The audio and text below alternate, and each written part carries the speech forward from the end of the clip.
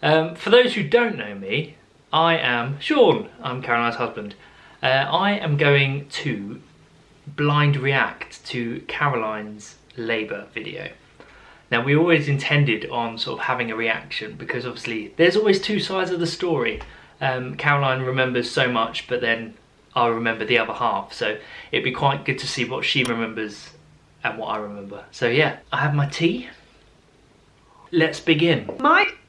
First of all, her hair is so short. My son is 6 months old and it has taken me this long to be able to sit down and film my labour video. So Ellis is currently 6 months old when Caroline is filming this. Ellis is now nearly 16 months old. Gonna have to dust off my memory. I'm sorry, okay? Yes. So basically, it's taken me far too long to actually get down and film this video, mainly for the reasons that, one, having a baby is time consuming, two, my labour story is quite long, and three, I just haven't really been bothered. Anyway, I've got my notes from my labour and thought I would share. So I would classify my birth as a positive birth, although there are some aspects of it I wasn't 100% happy with, which I'll get into. All in all, I was fairly happy with how it was, how my experience went. I did end up having to have an assisted delivery, which was a cesarean, and I'm happy with that. That is what I wanted, and so I'm glad I had a cesarean as opposed to other assisted delivery options, basically. But yes, let's get into it because it might be quite a long video. I'm hoping to maybe be able to condense my notes from the beginning. My labour technically started on the 3rd of August.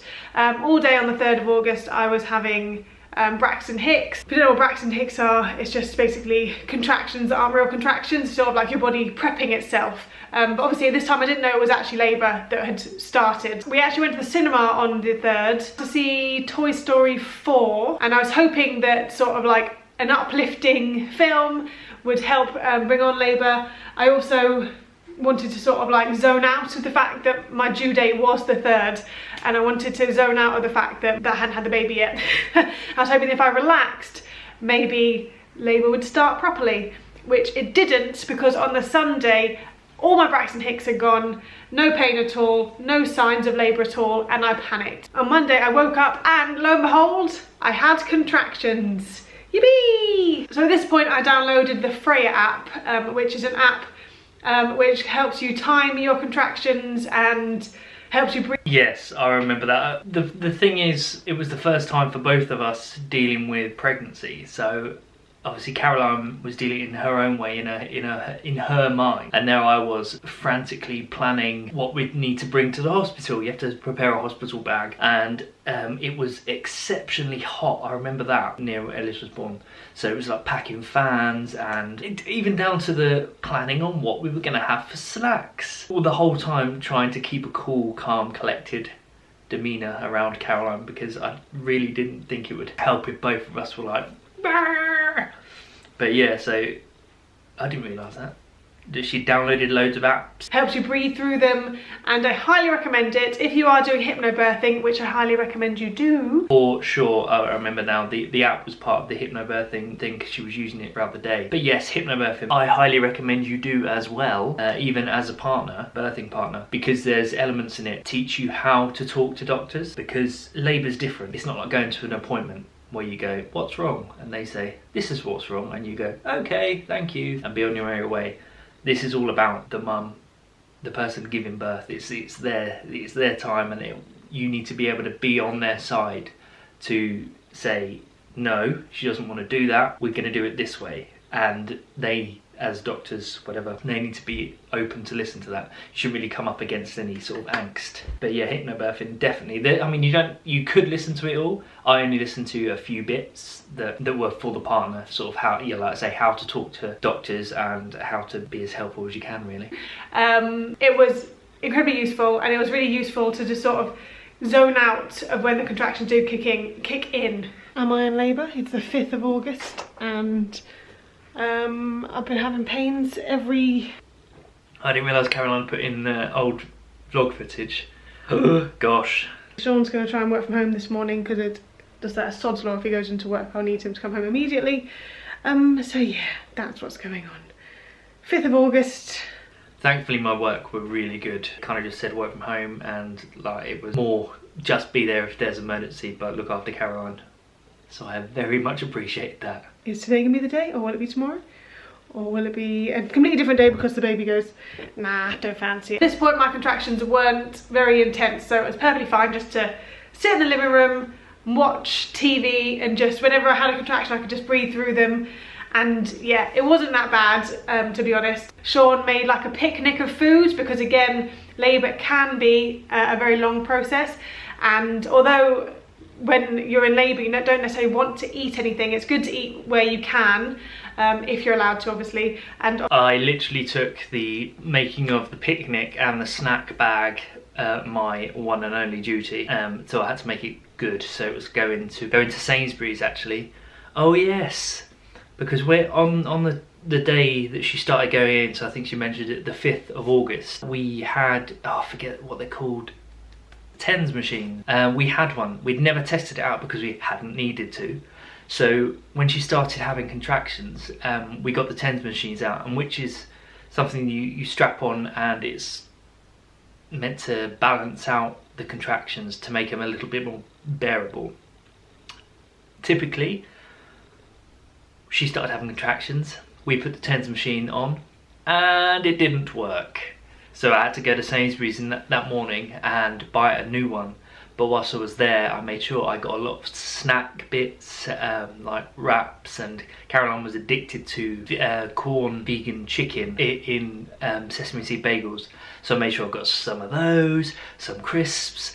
I didn't know what we were going to need, what Caroline would want to eat. I just grabbed as much as I could. Obviously, your partners need to eat, so make sure that if you are pregnant that your partners bring food to eat for themselves, because they're going to get hungry and hospitals don't provide food for them. They obviously can eat from a vending machine, but if you're in labour for like 72 hours, which I wasn't thankfully, but if you were to be in labour for 72 hours, your husbands, partners, wives, mothers, anyone there, they need to eat too, so they're going to get hungry. I was just in the living room watching TV, breathing through contractions. Sean also had to run to Sainsbury's to buy a TENS machine. So I was pretty much in labour at home from all day essentially, and about 8 PM my parents came to take the dog away and we went to hospital. I think I probably could have stayed at home. Yes.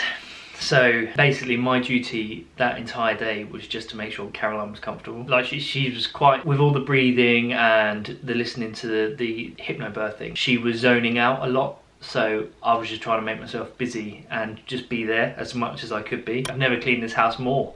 But yeah, so when Caroline's parents came, we then went to the hospital. And another thing that was running through my mind the entire day for some reason is, what if I forgot the way to the hospital?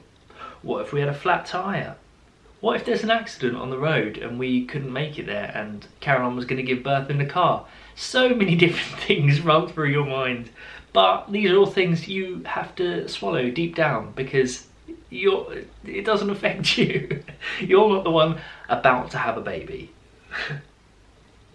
Home a bit longer, but my concern was that I'd had a bit of spotting, and so I was a little bit concerned. They do say if you do have any spotting, just to maybe get it checked out to make sure everything's fine and dandy. And because I'd had a bit of spotting, I was like, let me just get to hospital and get this sorted, just to be sure that everything, you know, the baby is happy and whatnot.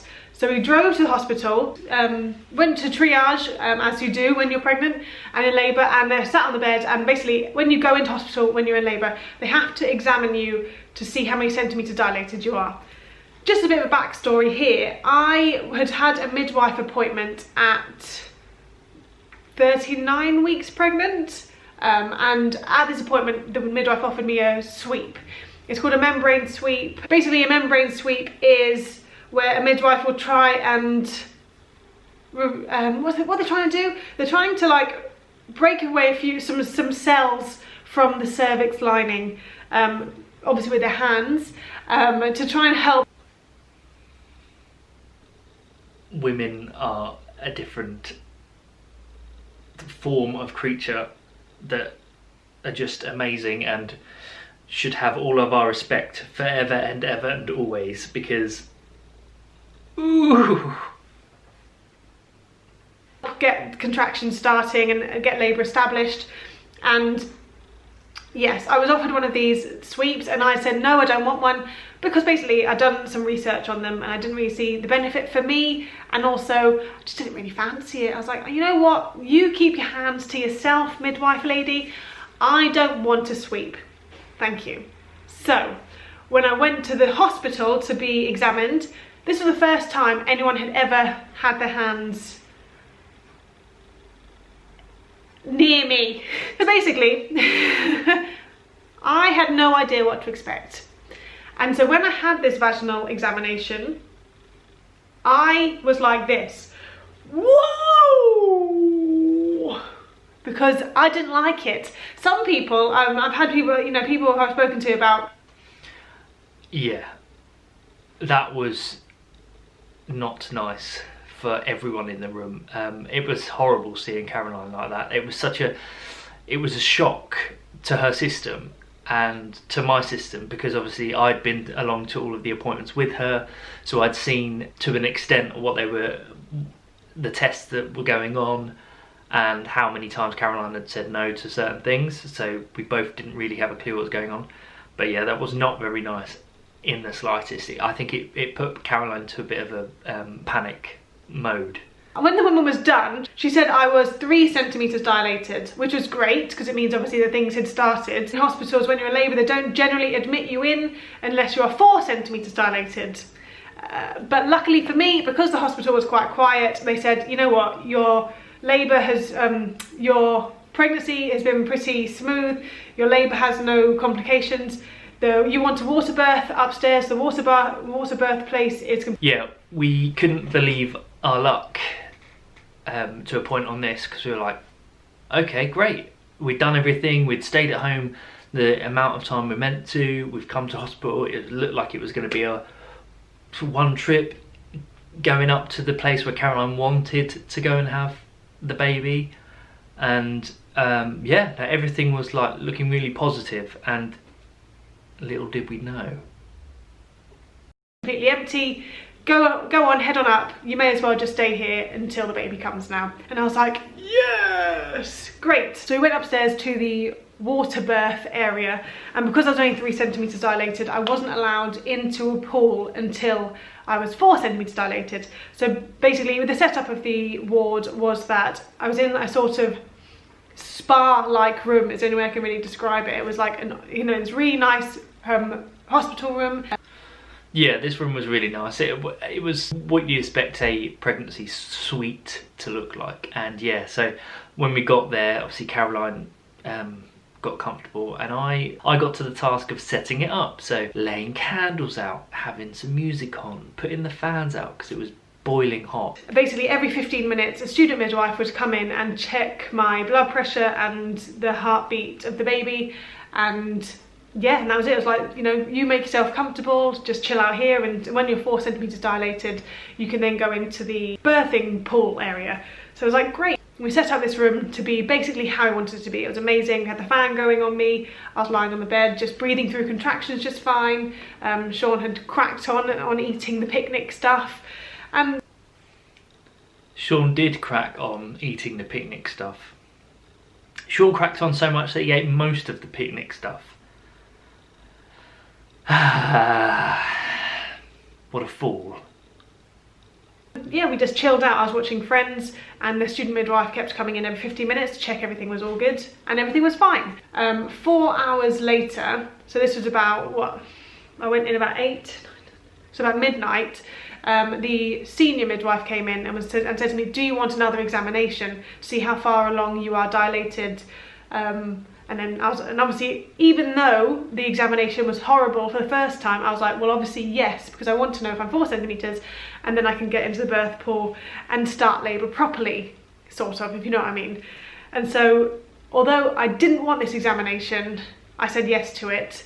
And the problem here is where, and this is a thing that part of my labour, which I wish I had been more educated about, I guess, because basically, because of this examination the first time, I knew what to cut, I knew what was coming, I knew I didn't like it, and so basically I tensed up, And when you're being examined, you don't want to be tense, because obviously they're checking to see how relaxed your cervix is, and if you are tense, obviously your cervix isn't going to be relaxed. And so basically this woman did an examination, and what I can tell you now is it was horrible. I don't know if it was, I think it was a mixture of me and this midwife combined. Didn't work out well, because she was... That was, out of the whole pregnancy, one of the things that just made me mad. Like, I was just, basically we had the student midwife at Caroline's head, sort of stroking her head. I had to almost put my weight on top of Caroline whilst the midwife was down the business end. I don't know what it was maybe the changing of the shift or whatever, but she just didn't give off a sense of calm in herself. And obviously Caroline had already been through this and wasn't happy with how it went first time. So yeah, like she said, she tensed up, but we pretty much had to hold her down whilst this midwife could do the examination.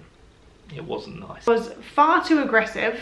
That's her. She was far too aggressive.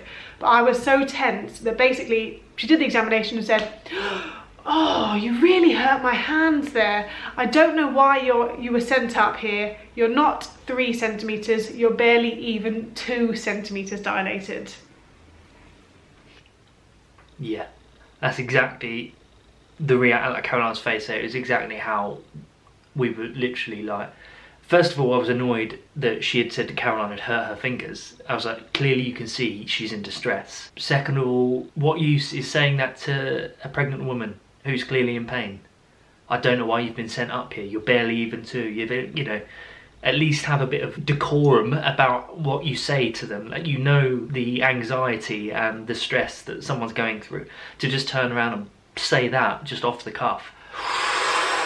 I'm reliving the swallowed pain, the anger that I had to. It was literally someone had just come and gone rip from this, like, you know, getting friends ready and having the fads and lighting some of the candles and all that. Someone had just gone, none of that.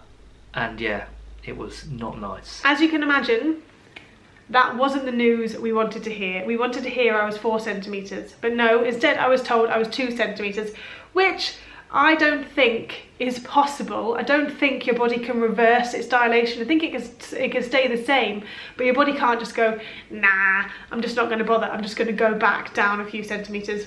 Maybe you can, but I'm not sure if it's possible. Anyway, basically the end of that bit is the midwife turned around and said, you can't stay in the hospital. You have to go home. Yeah, I've never packed up a room quicker in my life. More out of frustration, wanting to get Caroline out of the room. She was visibly in distress from the examination, but also being told, like, it's a job. Unless you've done it before, you don't know what you have to do. So to be told almost like, no, you're failing at something that you're not sure what is to happen. Really, it made her cry. It really upset her. And the one thing we're told through the entire all the classes and all that is you need to make sure that you're in a good headspace, otherwise it delays labour and it sort of causes stress that your body doesn't need. So this was the ultimate stress that Caroline didn't need. So when she said you might as well go home, it was like, let's go home then. And I think she realised what she'd said and how she'd acted, the midwife, because she said to Caroline, I can give you some pain relief, and you know, it's probably best for you to go home with the pain relief and carry out and get into sort of where you need to be to come back to give birth. It just felt like, obviously, going from you're 3 centimetres, go upstairs, it's empty, to this. It was just like, oh. So the next day, this is Tuesday the 6th, I woke up and I was in pain. This wasn't contraction pain, I was just in intense pain. My lower back was absolute murder, and contractions are pains that come and go like a wave, and I had just constant lower back pain and it wasn't going away. It was, you know, horrible, it was a horrible pain. And Googling it, as you do, it pretty much, the result every time was your baby is back to back. This was another test on the trying to give off calmness on my side. So yeah, she got up and she was in pain, and it was trying to figure out what the best solution was to try and ease her pain. Obviously, I can't really remember, but I don't think you can really have pain relief in the sense of like popping a few paracetamols or that sort of things. But yeah, that wasn't fun. And back-to-back babies are harder to get out of you because the science behind it is a baby wants to be facing your spine when they come out of you. Yes, and so I was like super. Babies twist when they come out of the birth canal, so you can turn them around again. So I was bouncing on the ball as much as I could to try and get him in the right position. Sean was giving me massages. I was in pain, and to make matters worse, my contractions had stopped. This midwife basically manhandling me the day before, I think, had stopped my labour because my body was like, I didn't like that, we're not going to do this anymore. And so I was like, okay, my labour stopped, I'm in excruciating pain, how long am I going to be in this pain for? If my labour has stopped but the back pain is present, is this going to be a forever thing? Am I going to be 2 weeks in pain like this? Because I can't do it. It was horrible.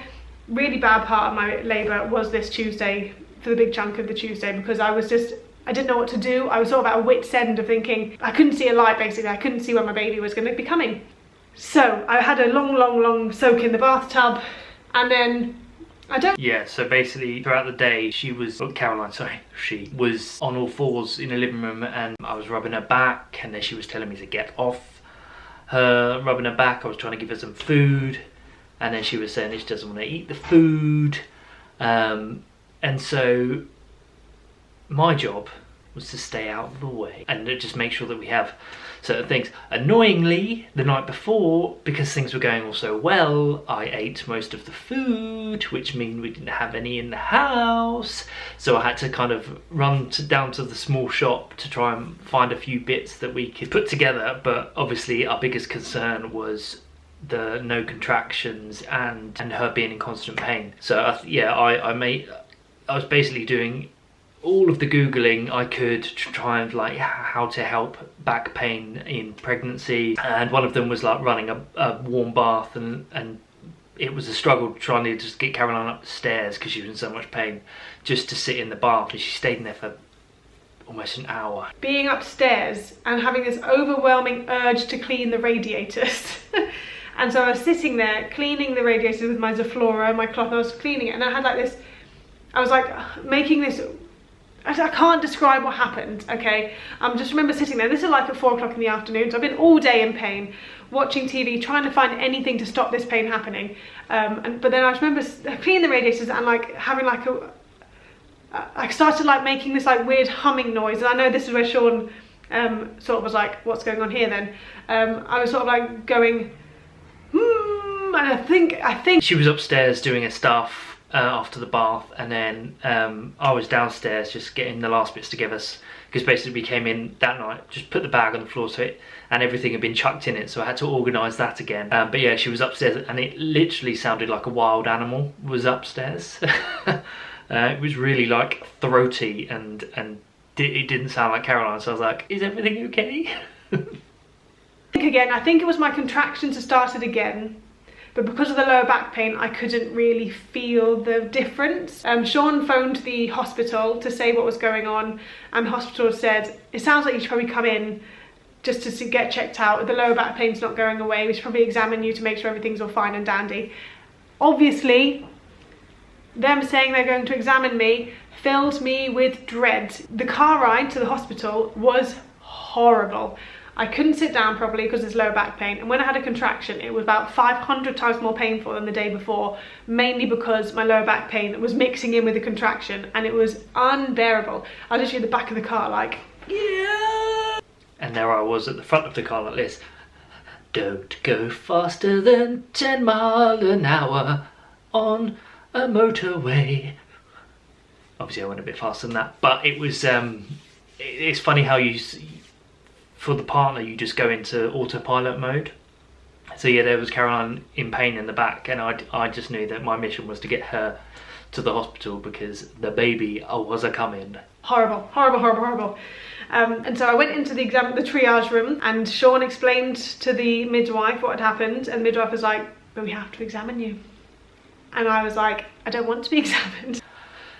Yes, I had to go, because obviously we went to triage, like Karen said, and the nurses were there, and we, throughout the day, whilst Caroline was sort of, there were parts where she wasn't in so much pain, we were looking at different ways to be examined, to see whether you're, what kind of centimetres are, and there was sort of like, they can do a visual examination where they don't need to be touched and that sort of thing. So my intention was to go and get the midwife to not do a vaginal examination with her hands and more just looking at it. That didn't go down well.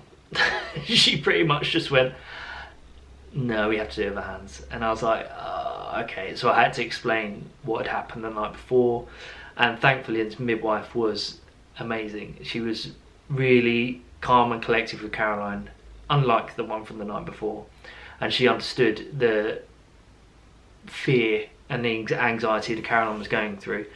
So she actually offered Caroline gas and air. Best thing in the world, best thing she could have done.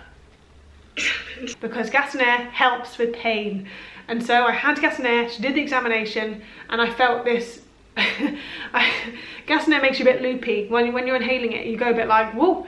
And so I was inhaling this gas and air, and I felt this sudden rush of like liquid, and I thought, oh my god, I'm bleeding to death. She's obviously done something, and blood is everywhere, and I'm dying, I'm sure of it. I came out of the gas and air fog, and they were like, basically, my waters had just broken. Yeah, I remember her. I was with the midwife, and she was like, yeah, your waters are broken. And I was like, I didn't know where to look. And Caroline was out. And yes, so it was just, I think it was a big relief for us both when that happened. Mostly for Caroline. Which was great news, thankfully. So yeah, so basically the midwife was just about to go home for the shift, from her shift. She went home at 8 o'clock, and it was about 7:58. Yes, that was it. So it was, like Caroline was saying, it was coming to shift change for the nurses. And obviously when I told Caroline originally that she'd had to have the same examination she had the day before, Caroline was like, I don't want it done, I won't have it. And the nurse kind of basically said, I can do it where I understand your situation, or I'm going to be going off shift soon and someone new's going to come along and they might not understand as much. I think that and with the gas and air, I think I kind of like checked the boxes for Caroline. She was like, okay, fine.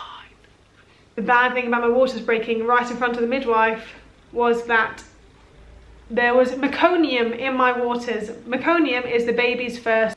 I mean, bad. It was probably a good thing that the waters broke with the help of the midwife. Baby Ellis had done a poo in the womb, so all of our hopes and dreams of a maternity ward like we had the night before were gone. It was now an emergency, so we had to go down into the more hospitalised area.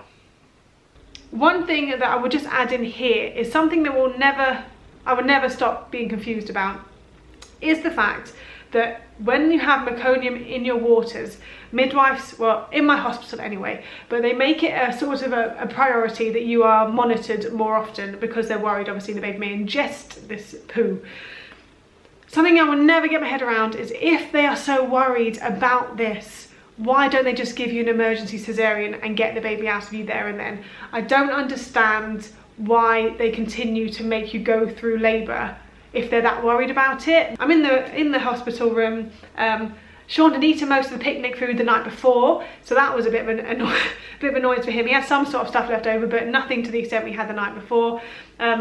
I thought I'd be able to eat during my labour. I had a bit of a, cracker, and then I had a contraction at the exact same time. So that cracker was spat straight out of my mouth, and I just had to breathe through. I only had gas and air at this point because I didn't feel the need for anything else. We'd written a birth plan together, and so the midwife had looked through it and she came to speak to me about it. One thing she did highlight was the fact I had said in my birth plan that I didn't want to be offered pain relief.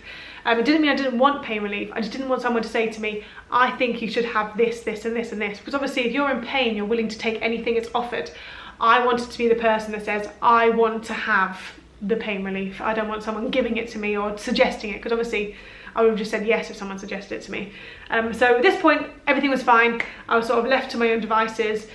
Midwife came in to check every so often, and everything seemed fine. During the time of me being strapped up to the machine, I had this overwhelming urge to push. Mother's instinct is insane, okay? I had the overwhelming urge to push, and I was pushing, sort of, when I had these contractions. But I knew for a fact I wasn't in established labour. Don't know why, never done labour before, but I knew for a fact I wasn't in labour. Said it before, women are incredible. Like, again, all my job really was to sort of rub Caroline's back and make sure that she was as comfortable as she could be. But yeah, it's a part of it where you just step back and you'd be like, you kind of just watching nature run its course. And like Caroline says, she's never had a baby before, so that part of trying to second guess something, it just doesn't exist. So you just have to go with what your body's telling you. Crazy. And then a couple of hours later, a doctor came in to speak to me. Because the baby pooped, again, they were a bit more worried about it. So the doctor came in and she said to me, I want you to be strapped to the machine so we can check the baby's heart rate at all times. So I said, if I need to be strapped to the machine, I need to be able to be slightly mobile. I don't need to be walking around the room, but I need to be able to not be laying back because it hurt too much on my lower back. This part of it where they were trying to monitor Ellis's movements, they wanted Caroline to have a strap around her entire belly, and it wasn't going to fly. She was up and down, it was slipping all the time. I was just like, you're never going to be able to get an accurate reading because she's not just laying there. It's not like she didn't have the back pain. It were many times I was just like, stop it! But you just had to know when to talk. When I stood up when I had the contractions, the baby's heart rate wasn't caught on the monitor, so they were worried about that. But when I could manage to sit down, they could catch the baby's heart rate, and it was fine. So literally the difference was when I stood up and they couldn't catch it, they worried, but it was fine. His heart rate was fine. But obviously being doctors, they want to make sure, obviously better safe than sorry. They were very, very concerned about the fact they couldn't catch the baby's heart rate all the time.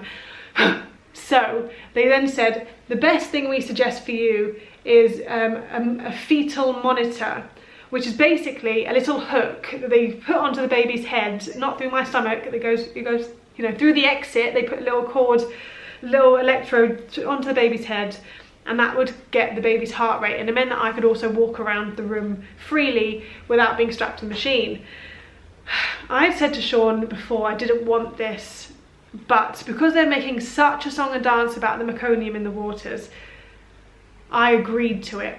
This is a part of my labour I wish I had said no, because really this part of the labour was the worst part of my labour, realistically the worst part of my labour.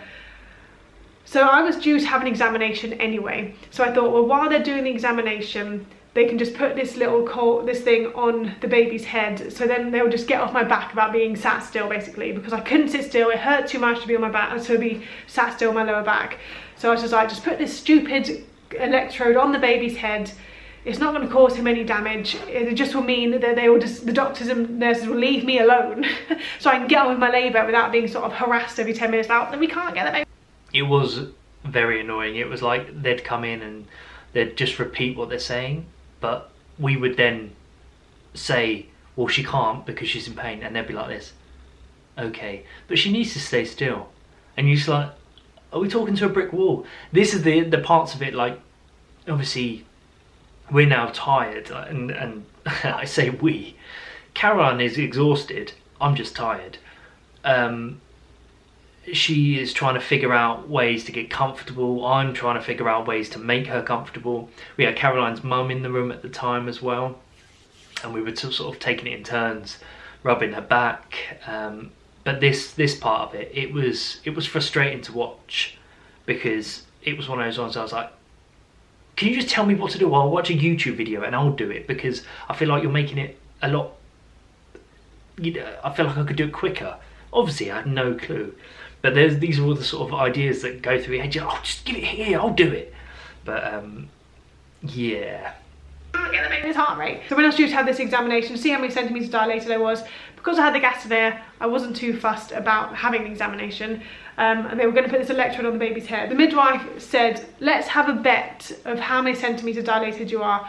Because she'd noticed me pushing, she had assumed I would be sort of at the 8 centimetres, 10 centimetres side of things. I said, I don't want to bet on anything, because I just knew I wasn't in the stage of pushing yet. I knew I was pushing, but I knew I wasn't there yet. And I'm so glad, I'm so glad I didn't bet anything, because I would have been wildly disappointed. So I had the gas in there, they did the examination, and they did the, they put the cord on the, they put the electrode on the baby's head. And I remember coming round from the gas and air and looking at everyone's faces, looking really sort of like, and I knew, and I said to Sean, how many centimetres dilated am I? Bearing in mind I'd been in hospital for 4 hours in intense pain, and they said, you're 6 centimetres dilated.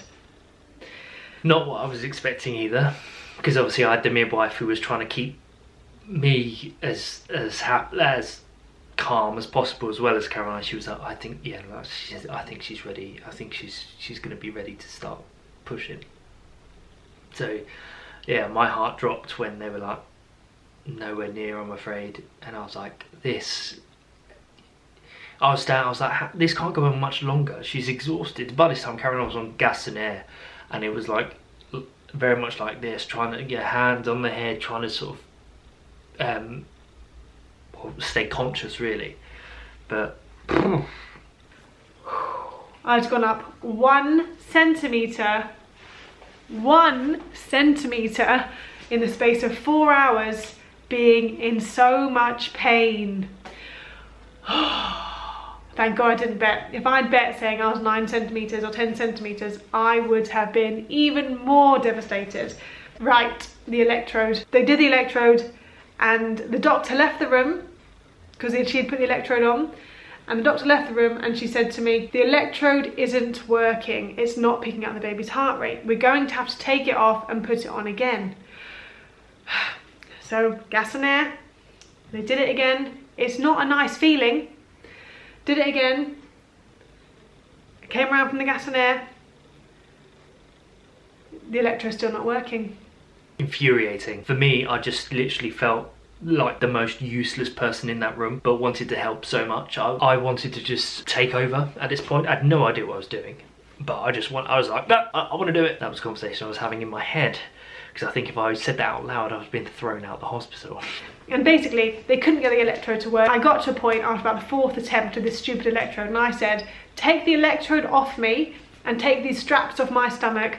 I know that my baby's heart rate is fine. I do not want to be monitored anymore. And from that point on, Caroline was in charge. And it was an amazing thing to see. Like, everyone was frantically going around. Obviously they were like, are you sure, Caroline? Like, are you positive? But I think there comes a point where the nurses and the midwives and the doctors need to back down, because they're not the ones actually, they're obviously the ones that are experienced in identifying certain kinds of pain and knowing the process.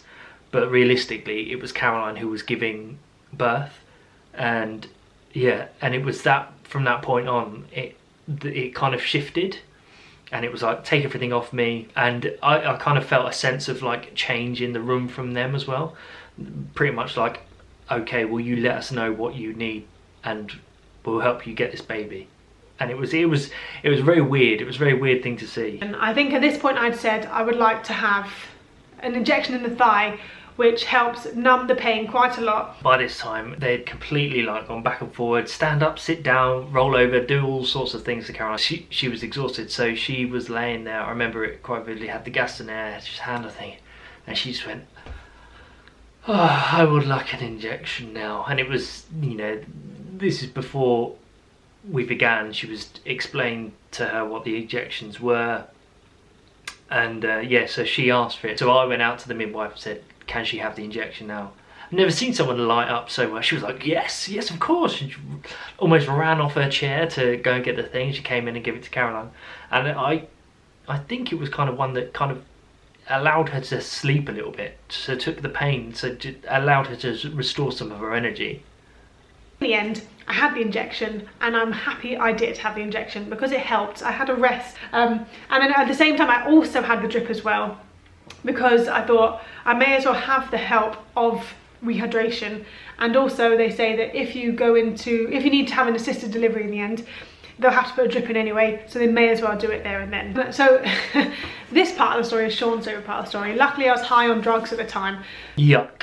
This is what happened. So Caroline was laying there, high as a kite, and this nurse, the senior nurse, who was, like Caroline said, was training a junior nurse how to install a cannula. So she found Caroline's vein. I'll tell you what, actually, she opened the equipment and she took out all of the items that were needed for this, and there was a rubber band thing. And she said, "I don't really use this how it's supposed to," which I was like, why? And all she did, tied it around, the rubber thing is something to obviously go around your wrist or your arm, makes the blood stop in that section so your veins become more visible. She only like tied it and almost tied a bow in it, and it clearly wasn't tight enough. And I have done a fair few first aid courses in my time, and I was like, well, that's not all right, but you're a senior nurse, you know what you're doing. And so she then went ahead with the needle in Caroline's hand. So the vein was, you know, Caroline's got quite visible veins in her hand anyway, so it'd come up a little bit. So she put it in, and yeah, I kid you not, Caroline's hand basically just concertinaed up. And I was like, oh my God, stop. And the nurse went, "Oh, missed the vein a bit there. Just, yep, just gonna pull that out." And boom, she pulled that out, blood started to come out. And what she'd done is she'd missed the vein, started going into the vein, and then gone outside of the vein and started going into the tissue of her Caroline's hands, which was making it like crease up like that. I was like, oh, and she went, "Try again." She found another vein, same thing happened. I was like, at this point I was like, you're literally just stabbing Caroline, you could just stop. And I almost told him to just leave the room. And then she tried a third time, and she was like, "I'll go in here on Caroline's wrist." I was like, what? You want to go in and she won't be able to bend her wrists? And she went, "Oh, actually no, I won't, I'll try here." Tried again, same thing happened. So concertinaed up again. This nurse went, "Only try 3 times and then that's it, I'll have to get the doctor to do it." 3 times, using Caroline as a pincushion, just like pop, pop, pop, pop, pop, doesn't work. That was my most, like, I almost shouted at that stage. By this time I hadn't slept for ages. I've been having to bite my tongue at certain parts. Watching Caroline be in more and more pain was not a nice thing to watch. And to watch someone just like go, "Nope, nope, nope." I was like, so I don't know how long I was on this drug for. I must have slept, I can't really remember. But what I do know is I came round from this, when it started to leave my system, I remember turning to Sean and I said to him, "I want a cesarean. What is the point of me continuing with this birth, realistically? If they're worried about the meconium that I need to be strapped down, but they know the baby's not in the right position for birth, and I'm only 6 centimetres dilated, it's literally a recipe for disaster. You may as well just give me a cesarean. What is the point of me dragging this out longer?" The doctor also said to me at one point, when it's your first time in labour, it can take 2 hours per centimetre. So when Caroline came to, like she said, she turned to me and said, "I want a cesarean." And about 10 minutes after that, we had another check-in from the midwives, nurses and the doctor, and he was like, how are the liquids doing? How are you feeling from the drug? How's this? How's that? Bearing in mind Caroline had already turned to me and said, I want a cesarean. I said, I don't think she's going to be able to go on much longer the way she is. The drug is wearing off. She's back into feeling pain. And we listed off precisely that. I said, you're worried and want to keep monitoring the baby because it's pooed in the womb. She's only 6 centimetres. We've been here for hours. I can't remember how long we'd been there now. You know, nothing's happened. And that's when the doctor did turn around and say, well, for a new mum, it takes like 2 hours for each centimetre. And at that time, when he said that, I just cut him off. I said, no, we're not doing that. We're having, like, she wants a cesarean. I think she needs a cesarean. And I think at that point, the doctor went, there's nothing I can do. You can't force someone if nothing's visibly changing. Bearing in mind she was absolutely exhausted. There was no way, if she was 6 centimetres in and exhausted, to be able to carry on another 8 hours until she was ready to push, which would then use a lot more energy as well. Like it was one of these things where I was like, do the math. Like, realistically, the body can do amazing things, and we've all witnessed it. But Caroline's body is already flagging. She's been in labour and active labour for, you know, almost 2 days. Like, not drastically, but her body's been preparing. I said, she's not going to be able to last much longer. She needs a cesarean. And by that point, the doctor kind of just went, resigned to the fact. He was like, yeah, she's going to have a cesarean. And I felt like I had won the lottery. I tell you that. I broke down in tears of joy. Absolutely thrilled. Caroline's mum was out of the room at the time, and she came in with the doctors and nurses all around, and she saw Caroline crying. I said to Sue, Caroline's mum, look, she's having a cesarean. And Sue went right up to Caroline. She was like, it's okay, you tried your hardest and all that stuff. And I was like, no, Sue, she's happy. I think Sue had thought that Caroline wanted to do it all natural. There's a time and a place, and certain things don't allow that to happen. And yeah, I think it was just a big well of relief. Happy, and honestly, I think this is down to hypnobirthing that I got my cesarean, simply because I'd done all the research. I knew how to speak to doctors, to a point. I knew what my rights were as a person, and I knew the science behind birth.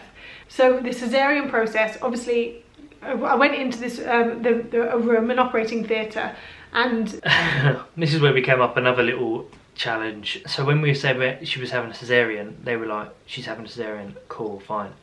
I said, is she allowed to bring headphones in because she doesn't want to hear anything? I got told by the doctor, yeah, absolutely, she's absolutely fine to bring something in. He said, will you be coming in with her? And I said, yes, please, planning to. And he said, okay, well, we need to take her first, and then we'll come back for you. So whilst they went away, I was preparing their headphones to bring, water to bring in there as well. I mean, I didn't know what was happening, and so they wheeled Caroline off, and I was told to wait in the room. I only then got a really aggressive nurse going, come on, what are you waiting for? Like, and I was like, I've been told to wait here. And she said, you need to put these on. And she like threw scrubs at me. I was like, geez, someone's having a good day. And so I put them on. And as I was walking, and she said, now follow me. And so I was like, okay, fine. And so I was walking to where they have the thing. And I had the headphones and the bottle in my hand. And I said, the doctor said it's okay for us to bring. She went, it's not okay. This is a clinical area. You need to put that down. Blah, blah, blah. And I really had a go at for just bringing in what I thought was allowed. It was, I don't know, I was beyond the point of being annoyed at this things. I was a bit like, all right, chill out. You don't need to have a go at me. I didn't know. It's not like I do this every second Tuesday. Like, it's the first time this has happened. Give me a break. I remember sitting on the table, and the anaesthetist gave me the spinal block in the back of your spine. I did cry at this point because I was by myself. I said, where's Sean? I need him for this bit. And they said, Sean's not allowed in the room while you have your spinal block, because if he passes out, then they can't deal with him as well as me. And I was like, that seems a bit weird. I was thinking, at this stage, and what I'd seen, another injection wouldn't have fazed me. When you do have a spinal block, they say, do not move a muscle. I was outside of that room for ages, sitting in a pair of scrubs with my head in my hands. I was so... it seemed very, very bad for me to say, but I was exhausted. I hadn't slept at all since the day before, really. I was just sitting there, I was like, if no one had told me to go, I probably would have fallen asleep there. But it was quite a while until they actually called me into the operating theatre. So anyway, I have the spinal block, and it was fine, thankfully. The baby didn't move, and the baby didn't have a contraction, so that was all fine. Then Sean came in, sort of 3 minutes before they start doing the surgery. I think Sean was waiting outside, didn't know he could come in when he could come in. It's all faff, I don't know what happened there. The anaesthetist was very thorough, and I cannot fault him for this. He literally had like an ice, is it like an ice spray? He was like spraying my body and was like, can you feel this, can you feel this, can you feel this, and can you feel this, making sure the area was completely numb and I couldn't feel anything. So I cannot fault him for that. He was very, very, very good at that, and he sat behind me the whole time. And Sean was in, and then the curtain goes up, and then all of a sudden a baby is emerging. Honestly, I don't know, they're so quick at getting a baby out. It was madness. And then he was plonked on my chest, and my baby was born. And that was that. Literally the best moment of our lives thus far. It was so surreal. Obviously, my hope was to be able to cut the cord, but as a cesarean, they didn't allow us to in the hospital we're in. But just to see him passed over the top was just, you can't even describe it. It's just, it's something that obviously has been in the works for months, and it's finally there. It's just, it's such a weird experience, and all of the tiredness and all of that just goes away, and you're just like, what? And then your life changes. They put the baby on my chest, and I remember lying here, obviously you're sort of like that, you can't do much. But I was just like, you're gonna have to take him off me, I can't breathe. It's like crushing my lungs. And that was that. I was sealed up. And so they took Ellis off Caroline, and I had to hold him, and it was amazing. And I held him underneath my scrubs. It was actually our midwife who came along. She said, look, let me show you what we'll do. And she put Ellis up underneath my scrubs, so he was skin on skin, and his little head was poking through here.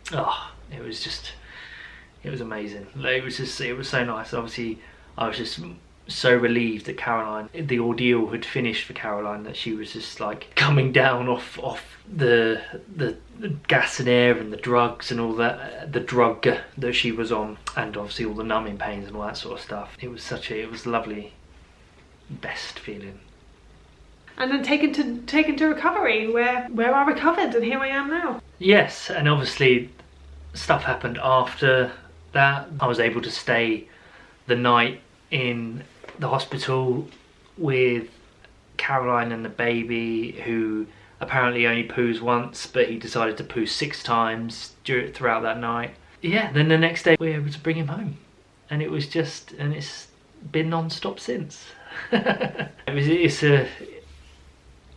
a surreal experience to go through, and I think it'd be really good if dads or partners or whoever shared their birth stories as well, because I think they're all quite fascinating. It's quite funny to see the other side of it. So the person not having the baby, being in the pain, how they prepared, how they organised. You just need to be able to read that person and understand the plan that they want so well, that you can go into that and you could be their voice. And that's what I think the biggest key out of it all is to make sure that you fully have a plan prepared, so if things go wrong or things happen that you weren't expecting, then you know the route you want to take it afterwards. That's enough of me talking. It will be Caroline next week, so you haven't got to worry about that. Thank you very much for watching, if you stuck through this feature-length labour story. And if you like this video, please give it a thumbs up and subscribe if you're not already. I will see you in another video again at one point, I'm sure. Bye.